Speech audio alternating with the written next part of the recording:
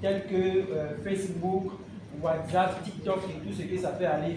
C'est vrai, l'observation qui a été faite, c'est qu'à mon avis, il y a, je vais dire quoi, entre parenthèses, on décide plus sur les moyens de la communication, mais il est fort aujourd'hui que ceux qui veulent se démarquer de la concurrence doivent communiquer leur communauté.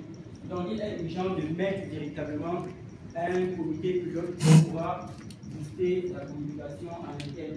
Parlant des objectifs, ici nous allons parler il s'agit de renforcer la notoriété des hôtels Bellavie. C'est vrai, Bellavie on le connaît, le label est déjà connu, même quand on parle partout, c'est connu à travers les complexes Bellavie. Aujourd'hui, quand on associe à ça aux hôtels, du coup, les personnes ont ça dans la tête parce qu'ils ont vu que dans Bellavie, dans le temps, ça commence à faire des complexes. Et donc, ça veut dire que nous devons renforcer cette notoriété que nous avons déjà. Il faut améliorer la communication interne et externe.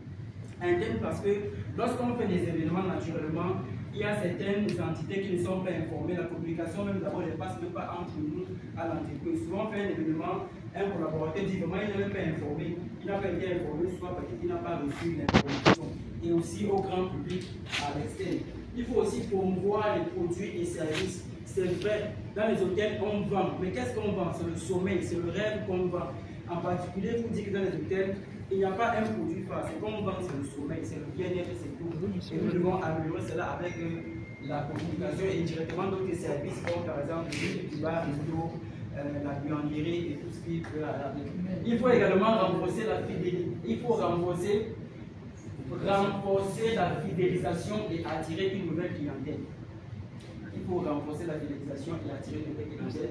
Vous savez, c'est vraiment les voies que je suis en train de parler.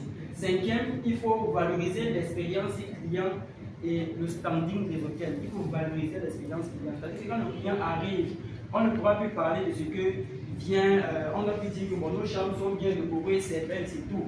Mais le client, c'est lui qui pourra aller dire à un autre, vraiment, j'ai vécu telle expérience, la vie pour nous-mêmes, nous savons bien que ce rapport commercial marketing qui dit par exemple qu'un client mécontent, vraiment, c'est 1000 clients que nous avons perdus. Et on a souvent cette tendance-là. Et moi, particulièrement, lorsque j'étais à la réception, je vous dis que quand je suis entré, j'ai commencé par la réception avec telle résidence.